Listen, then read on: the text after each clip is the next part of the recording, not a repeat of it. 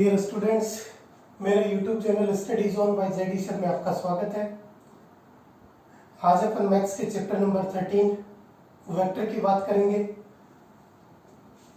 Maths में vector से related अपने पास दो एक्सरसाइजेज हैं, chapter number 13 and chapter number 14।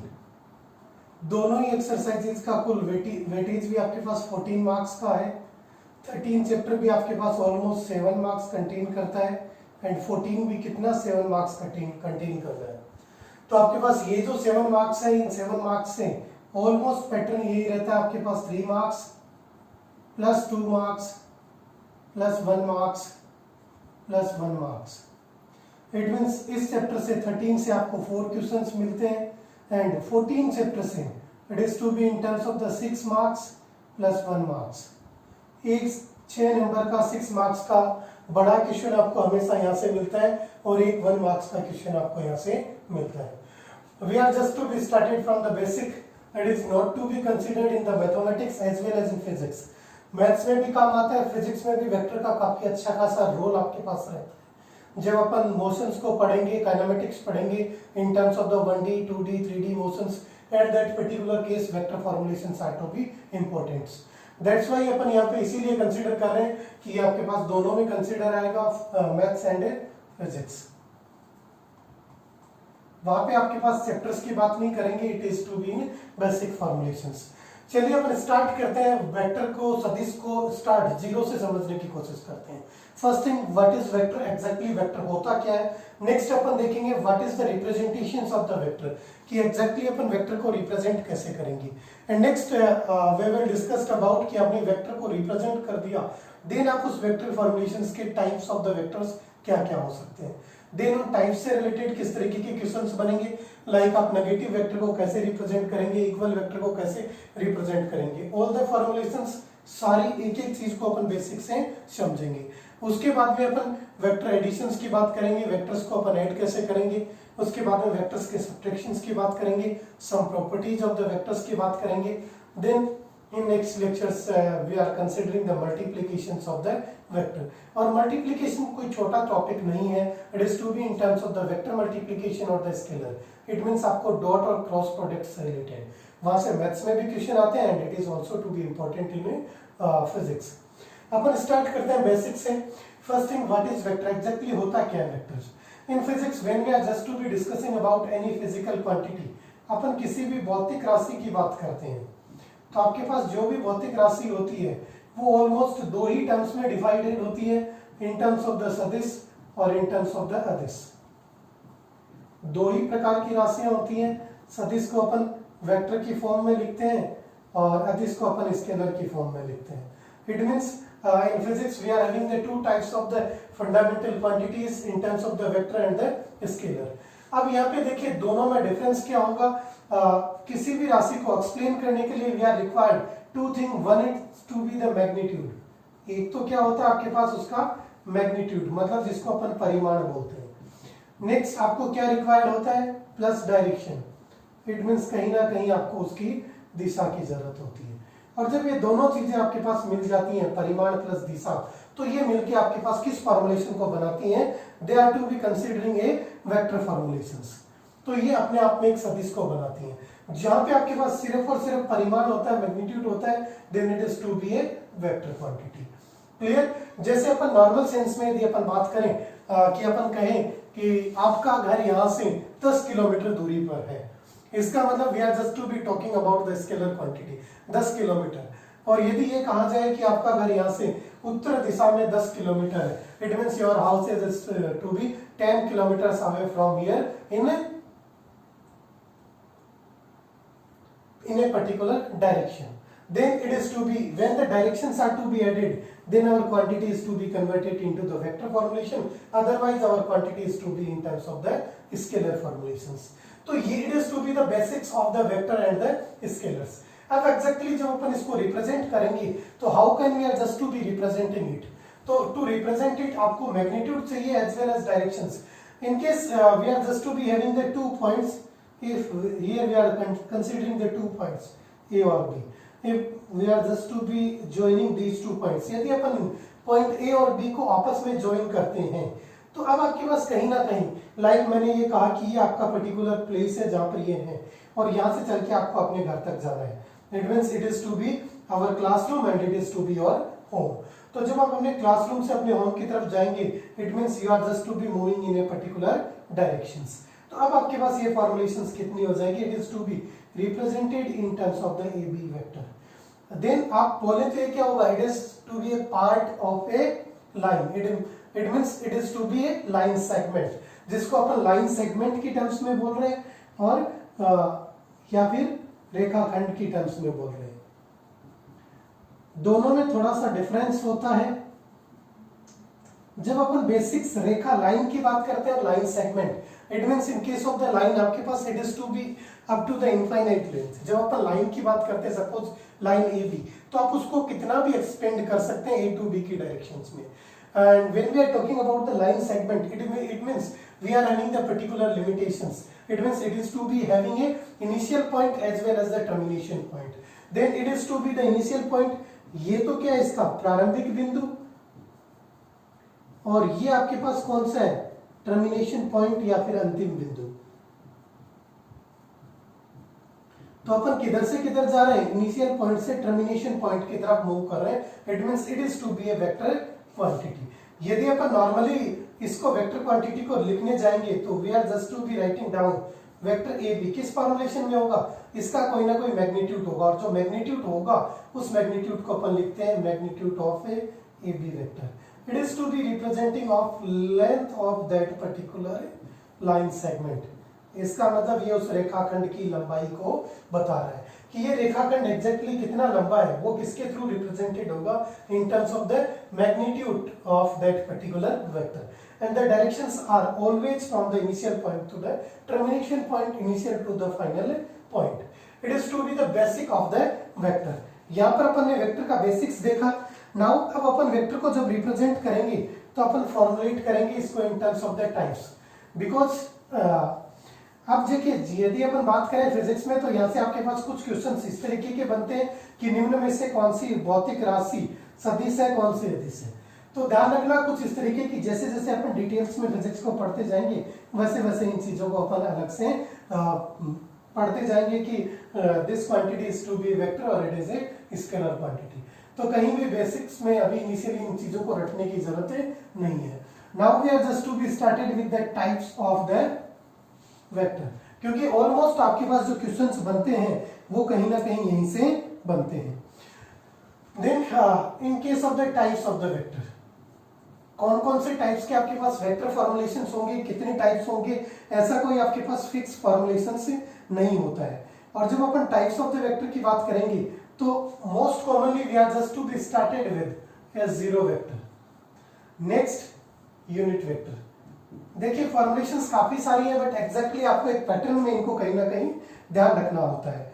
और जब आप उन्हीं की बात करेंगे जो जो आपके पास कहीं ना कहीं कंसिडरेशन में, इसको अपन क्या बोलेंगे शून्य सदिश, इसको अपन क्या बोलेंगे एकांक सदिश। एकांक सदिश unit vector it is to be the important for the maths examination point of view.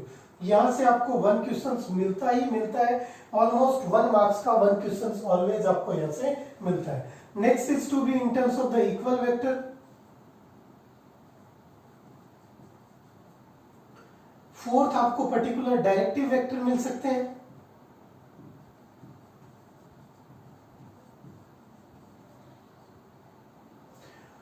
जिसको अपन किस टर्म्स में बोलेंगे, इक्वल वेक्टर को अपन समान सदिश बोलेंगे और अनइक्वल वेक्टर्स को अपन असमान सदिश से बोलेंगे। फॉर्मुलेशंस आपके पास इसी फॉर्मुलेशंस में होगी। Then the like unlike vector, it is directive vector is to be also called as a like vector. Next it is to be the unlike vector.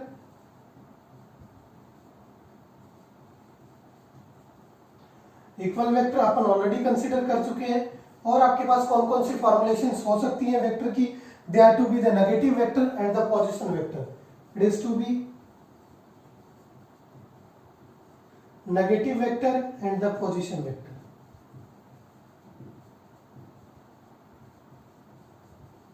अब देखिए हिंदी इंग्लिश में ज्यादा मत उलझिए। इक्वल वेक्टर का मतलब क्या आएगा, समान सदिश। डायरेक्टिव या लाइक वेक्टर का मतलब एक समान सदिश। अनलाइक का मतलब असमान सदिश, या जिनको अपन पर्टिकुलर यदि अपन हिंदी की फॉर्मुलेशन में बोले जाएंगे तो समदशिक और विपरीत दिशिक भी अपन इनको बोल सकते हैं। समदिश सदिश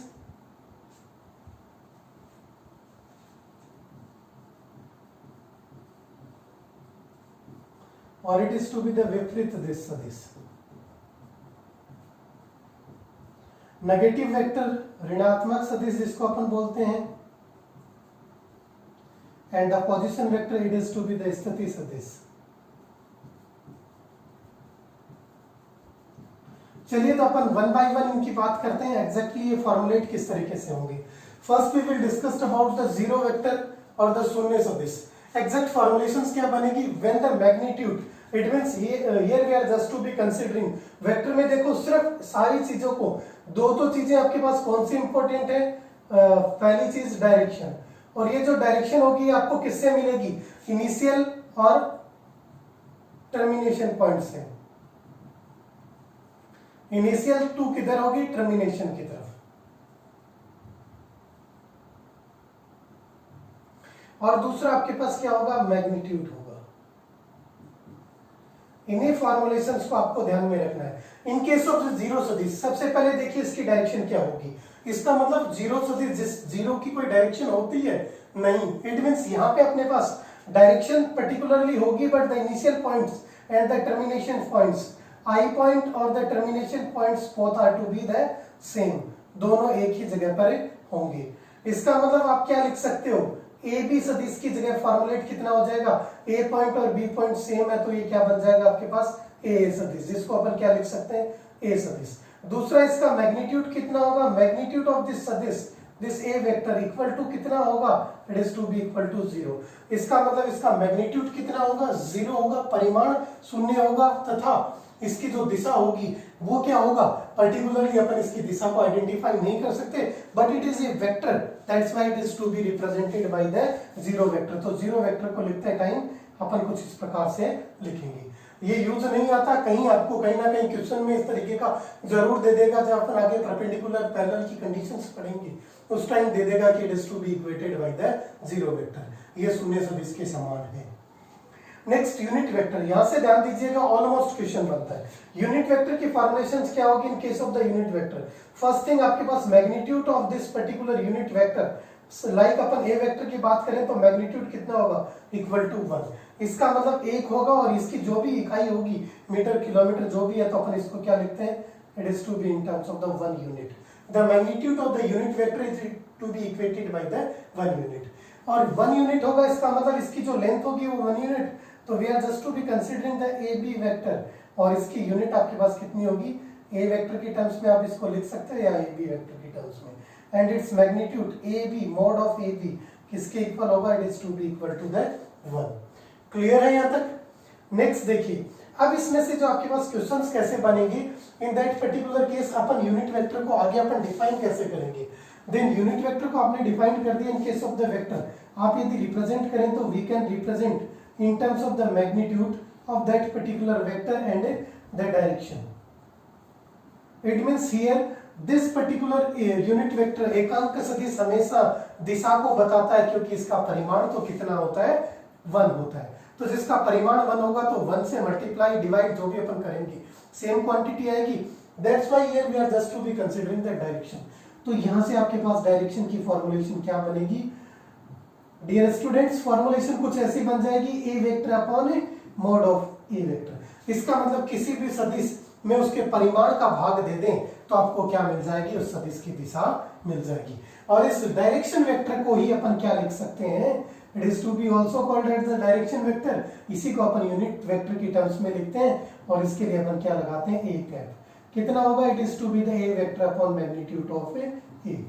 तो आपको जब भी यूनिट वेक्टर से रिलेटेड फॉर्मुलेशंस फिजिक्स में भी बहुत सी जगह यूज आएंगी, आई जे के की टर्म्स में अपन लिखते हैं, these are the examples of the unit vector. देखिए ए वेक्टर आपने डिफाइन कर लिया। अब अपन यदि एक्सिस के रेस्पेक्ट में देखें, we are having the 3 types of the axis. आपके पास 3 एक्सिस होती है, एक्स एक्सिस, वाई एक्सिस और Z axis. It is to be the X axis, it is the Y axis, it is the Z axis. तो ये जो x axis आपके पास formulate हो रही है, ये फॉर्मुलेशंस किसको बताती है, इन terms of the I cap it is to be in terms of the j cap or it is the k cap. Here the I cap, j cap and k cap all three are the unit vectors. इसका मतलब यदि आपको कहा जाए कि आपको अक्ष दिशा में 2 चलना है, 2 इकाई चलना है, तो अपन उसको क्या लिखेंगे 2i cap। यदि आपको y दिशा में 3 चलना है तो क्या लिखेंगे 3j cap। यदि आपको z दिशा में 4 चलना है तो क्या लिखेंगे 4k cap। या फिर मैं कंबाइनली यूं बोलूं कि आपके पास कोई भी एक व्यक्ति मूल बिंदु से प्रारंभ होकर स्थिति एक अपनी स्थिति पे 2, 3 और 4 x अक्ष के सापेक्ष 2 दूरी, y अक्ष के सापेक्ष 3 इकाई, z अक्ष के सापेक्ष 4 इकाई पर पहुंच जाता है, तो उसका स्थिति सदिश कैसे बनेगा वो अपन उसके स्थिति सदिश के टाइम पे जरूर देखेंगे in terms of the 2i cap plus 3j cap plus 4k cap। But ये चीजें जब अपन पोजीशन वेक्टर की बात करेंगे at that particular moment we are just to be discussing about it. Here the motive is to be just to understand the unit vector एकांक सदिश है क्या। अब इस एकांक सदिश से संबंधित देखिए आपके पास क्वेश्चंस किस तरीके के बनते हैं, अपन उन्हीं चीजों को फॉर्मुलेट करते हैं। Then the basic formulation is to be A vector equal to क्या formula, sorry A magnitude A cap equal to it is to be the vector upon the magnitude of that particular vector. अब अपन यदि questions की दृष्टि से बात करें कि आपको क्वेश्चन कैसा मिलेगा, तो आपको क्वेश्चन में कहीं ना कहीं आपको एक पर्टिकुलर वेक्टर गिवन होगा और उससे रिलेटेड पूछा जाएगा कि find the unit vector along this particular vector, मतलब दिए गए सदिश की दिशा में एक एकांक सदिश ज्ञात कीजिए। तो आपको ऑलरेडी एक वेक्टर फॉर्मुलेट करके तो दे ही रखा है, अब आपको सिंपली क्या करना है उस पर्टिकुलर वेक्टर फॉर्मुलेशंस के रेस्पेक्ट में सिंपलीफाई करना है। देखिए here we are just to be considering an example कि आपको यूनिट वेक्टर कैसे फाइंड आउट करना है। सपोज मैंने आपको ए वेक्टर दिया, it is to be in terms of the 2i cap plus 3j cap plus 4k cap। अब आपसे पूछा जाता है कि find the unit vector, find the A cap और द यूनिट वेक्टर, इसका एकांक का सदिश ज्ञात कीजिए या फिर इस सदिश की दिशा में एकांक सदिश ज्ञात कीजिए, दोनों का मतलब एक ही है। यहां पर देखिए जब भी अपन इसको सॉल्व करने जाएंगे बेसिक थिंग एग्जैक्टली जब भी अपन वेक्टर्स मैथ्स को या फिजिक्स को पढ़ते हैं तो एक आपके पास स्टैंडर्ड पैटर्न होना चाहिए दोस्तों। यदि आपके पास पैटर्न है तो आप कॉन्सेप्ट के बेस पे इजीली उनको सॉल्व कर सकते हैं। सॉल्यूशंस में आपको गिवन डेटा क्या है, it is to be the A vector equal to 2i cap plus 3j cap plus 4k cap। Now as per the formulations अपन क्या लिखेंगे सूत्र के अनुसार या फॉर्मूले के अनुसार, एज पर द फॉर्मुलेशन। तो क्या बनेगा आपके पास ए कैप एकांक सदिश equal to A vector upon magnitude of A vector. Now we are just to be calculating the magnitude of that particular vector. अब देखिए अपन ने जब अपन ने फॉर्मुलेशंस किया था तो यदि आपके पास कोई भी ए वेक्टर किस फॉर्मुलेशन में गिवन हो in terms of the A X या A I cap plus B J cap plus C K cap और it is to be in terms of the A B C notations को differentiate कर देते हैं ताकि clear हो जाए। Here the magnitude of this particular vector is to be representing by x square, y square plus z square का under root. It means it is to be the coefficient of the x, it is to be the coefficient of the j, coefficient of the k. I, j, k के coefficients का square करेंगे और उनको add करके क्या कर देंगे, उनका अंडर रूट कर देंगे। Then we are getting out the magnitude of that particular vector. Magnitude यहाँ पर कितना बनेगा, I का कोफिशिएंट कितना है 2 का स्क्वायर प्लस j का कितना है 3 का स्क्वायर प्लस k का कितना है 4 का square. And B careful about it, थोड़ा सा ध्यान रखना ये जो आपको दिए गए हैं वो आपको किसके चिन्ह के साथ लेने हैं, प्लस तो प्लस माइनस तो माइनस। देन फॉर्मुलेशंस क्या बनेगी, it is to be equal to 4 plus 9 plus 16। तो कितना बन जाएगा 16 और 9 25 और 4 29, it is root 29। It is to be the magnitude of that particular vector. Now, as per the definition, a cap is to be represented by the a vector upon magnitude of a, and the a vector equal to 2i plus 3j plus 4k. Divide by it is to be root 29. तीनों को अलग अलग separate लिख देंगे, it is to be 2 upon root 29 i cap plus 3 upon root 29 j cap plus 4 upon root 29 k cap. It is to be the position vector. With respect to the position of this particular vector. मतलब दिए गए सदिश की दिशा में एकांक सदिश कितना होगा, इतना होगा। इसी क्वेश्चंस को आपको घटकों के रूप में भी पूछ सकता है। घटकों के रूप में it means in terms of the components, कि आपके पास अक्ष अक्ष की दिशा में कितना कंपोनेंट है। तो जो आई का कंपोनेंट होगा it is to be the directly related to the X axis. तो यदि आपको अक्ष कंपोनेंट पूछा जाए it is to be the 2/√29, यदि y पूछा जाए 3/√29, यदि z पूछा जाए तो 4/√29। इसी क्वेश्चंस को थोड़ा सा क्या मॉडिफाई कर सकता है कि find the unit vector in the directions of the given vector with the magnitude of the 5। यहाँ पे आपको ऑलरेडी क्या दे देगा, मैग्नीट्यूड दे देगा, वो किसके इक्वल दे दिया 5। मतलब दिए गए सदिश की दिशा में एक एकांक सदिश ज्ञात कीजिए जिसका परिमाण 5 हो। इसका मतलब अब आपको यहां तक तो करना ही करना है, उसके आगे क्या करना है 5। अब आपका रिजल्टेंट जो बनेगा वो कितना बनेगा, 5 × a की फॉर्म में बनेगा। इट मींस अब इस पूरे को किससे मल्टीप्लाई कर देना है, 5 से। Then your answer is to be 5a किसके इक्वल आएगा, 10/√29 i plus 15/√29 j plus 20/√29 k। तो ध्यान रखना फॉर्मुलेशंस यही बनती है आपके पास यूनिट वेक्टर से रिलेटेड। तो यूनिट वेक्टर से रिलेटेड जो भी अपने पास क्वेश्चंस बनते हैं वो अपन ने यहाँ पर डिस्कस कर लिए, और it is to be the 1 marks questions. Already 1 questions board examination में पूछा जाता है। बस इतना ध्यान रखना है, प्लस साइन जैसे दिए गए आई जे के की आपको वैसे ही लेने हैं। हो सकता है किसी क्वेश्चंस में जब आप मैग्नीट्यूड को सॉल्व करें तो यहाँ पे एक चीज और ध्यान रखना, क्या कभी मैग्नीट्यूड 0 हो सकता है, magnitude never to be 0, it is always to be greater than की फॉर्मुलेशन में बनेगा। क्योंकि आप क्या करेंगे, चाहे प्लस या माइनस हो कहीं ना कहीं फॉर्मुलेट करेंगे।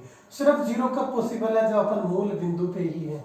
इट मींस सिर्फ एक ही पोजीशन में जब अपन 0 वेक्टर की बात कर रहे हैं तब इसका मैग्नीट्यूड क्या है, 0। अदरवाइज यदि आपके पास कोई भी वेक्टर अपनी पोजीशन कंटेन कर सकता है then its magnitude is always to be greater than 0।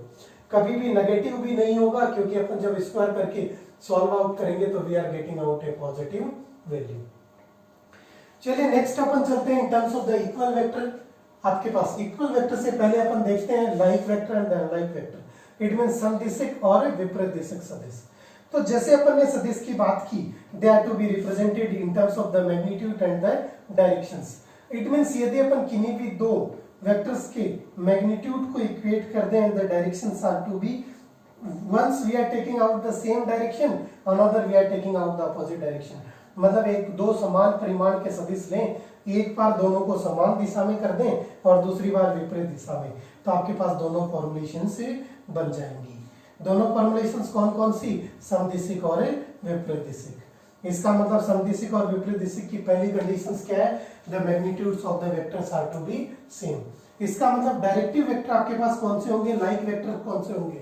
It means यदि आप बात करें ए और बी वेक्टर की और ये दोनों की डायरेक्शंस आपके पास क्या है, सेम है, it is to be the C D vectors.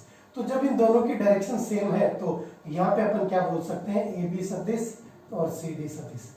ये कैसे हैं आपके पास से लाइक वेक्टर्स हैं, समदिशिक वेक्टर हैं, दोनों एक ही दिशा में जा रहे हैं। दूसरा जब अपन अनलाइक वेक्टर्स की बात करते हैं, विपरीत दिशा की बात करते हैं, तो यदि ए वेक्टर आपके पास ए बी वेक्टर इस तरीके से रिप्रेजेंटेड है और सी डी वेक्टर आपके पास इस तरीके से रिप्रेजेंटेड है, मतलब मैं कहूं कि एक व्यक्ति क्लासरूम से निकल के घर की तरफ जा रहा है और दूसरा घर से क्लासरूम की तरफ आ रहा है, तो दोनों की डायरेक्शंस क्या होंगी, अपोजिट होंगी। इन दिस केस आपके पास क्या फॉर्मुलेशन बनेगा, A B vector and the C D vector दोनों आपके पास कैसे होंगे, अनलाइक वेक्टर से होंगे। क्लियर है। देन इसी के साथ अपन पढ़ते हैं ऋणात्मक वेक्टर। यदि आपने इन दोनों वेक्टर्स के मैग्नीट्यूड को सेम कर दिया, ए बी वेक्टर का magnitude it is to be equated by the C D vector magnitude, then they are to be the positive vector. तो ये दोनों कैसे हो गए आपके पास, विपरीत या फिर ऋणात्मक सदिश हो गए। तो मैं इसको क्या लिख सकता हूं, A B vector equal to minus of a C D vector.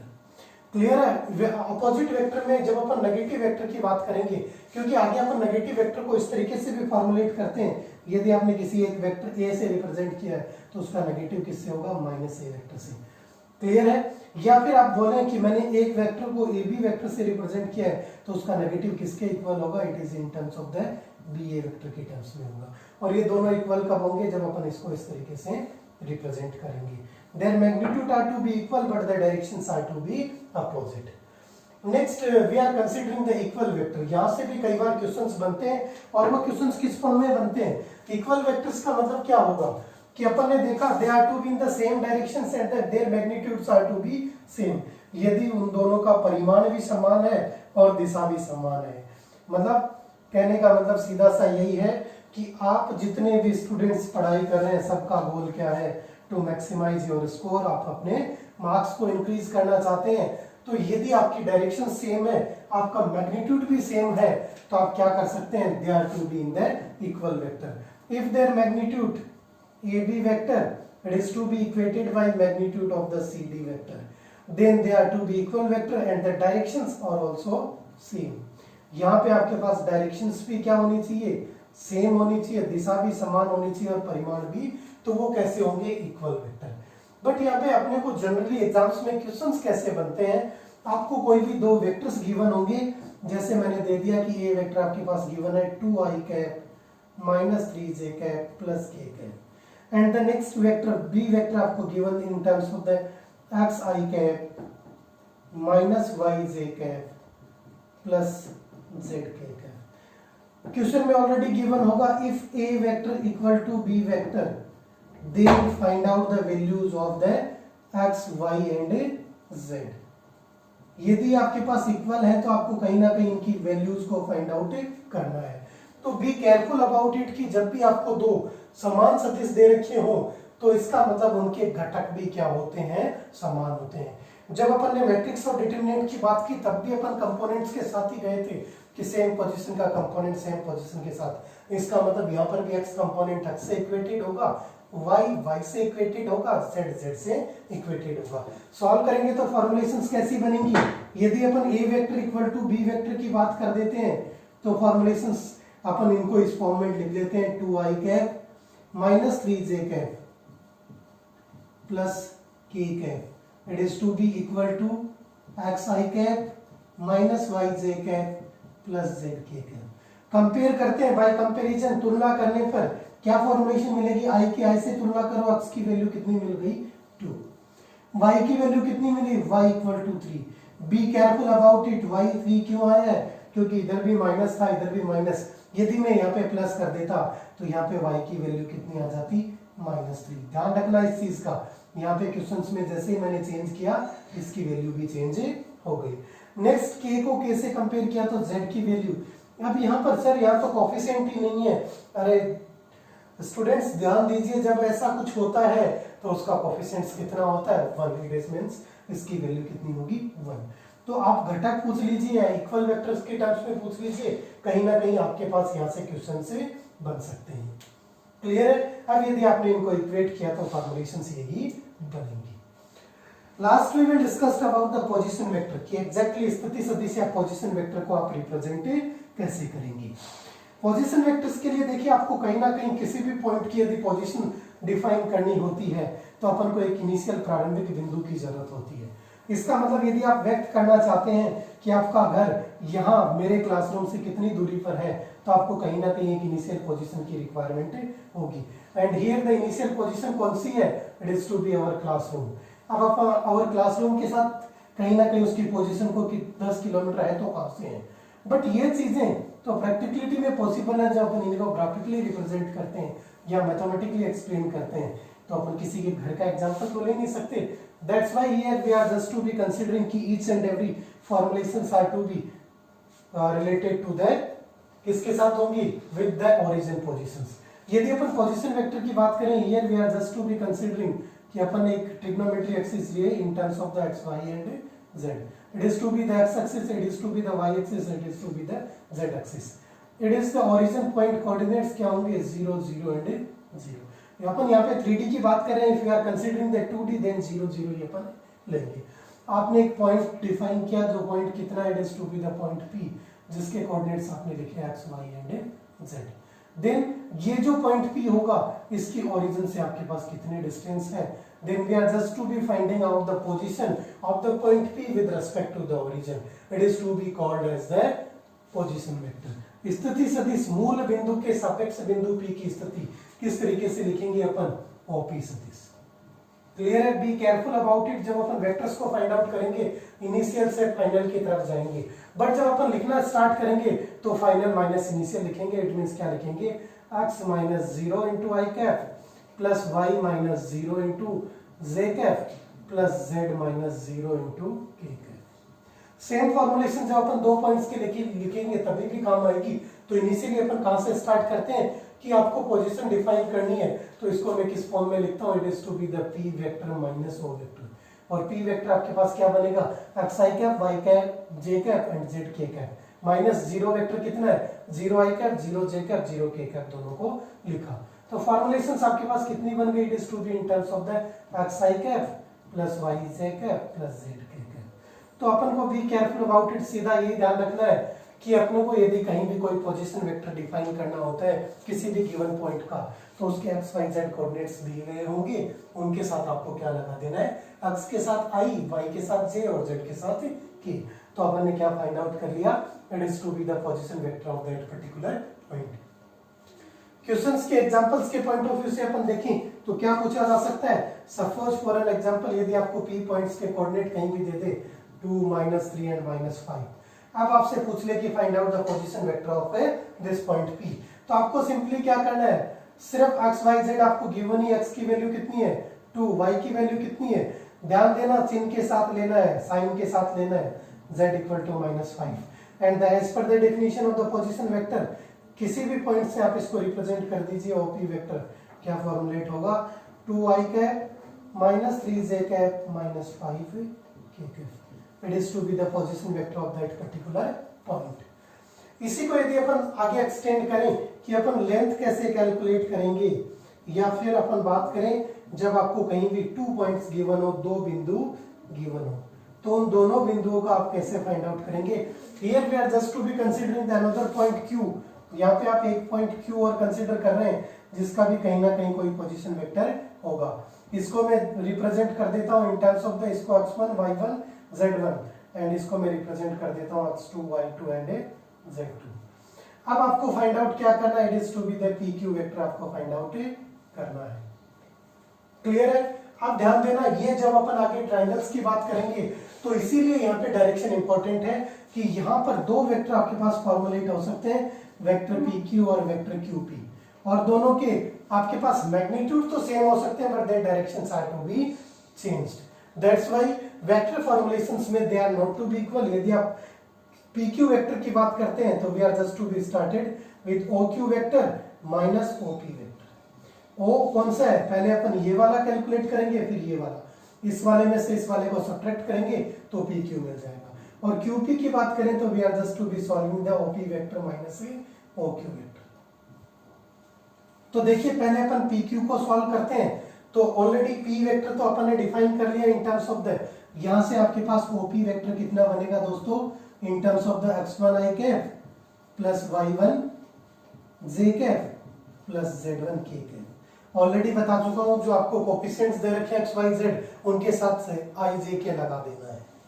इसी तरीके से आपके पास oq वेक्टर कितना बनेगा, q पॉइंट के वेक्टर x2 y2 z2 है, तो क्या फॉर्मुलेशन बन जाएगी, x2 i cap plus y2 j cap plus z2 k cap. यही फॉर्मुलेशंस बनी। अब अपना मोटिव क्या है, टू कैलकुलेट द pq, तो pq की फॉर्मुलेशंस क्या बनेगी, इन terms of the oq vector minus op vector.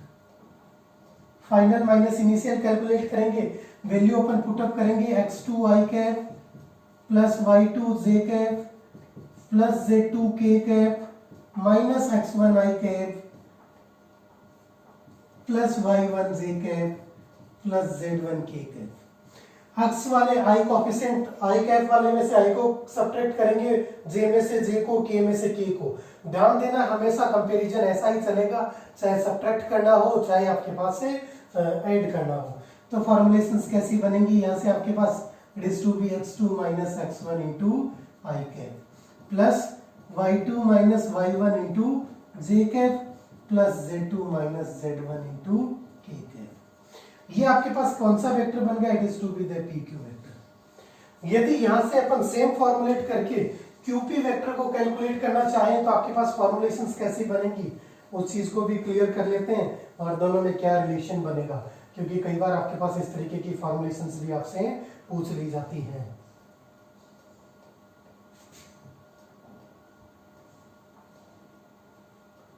Next देखिए अपन सॉल्व करते हैं in terms of the QP vector. QP vector क्या बनेगा आपके पास? It is to be the OP vector minus OQ vector.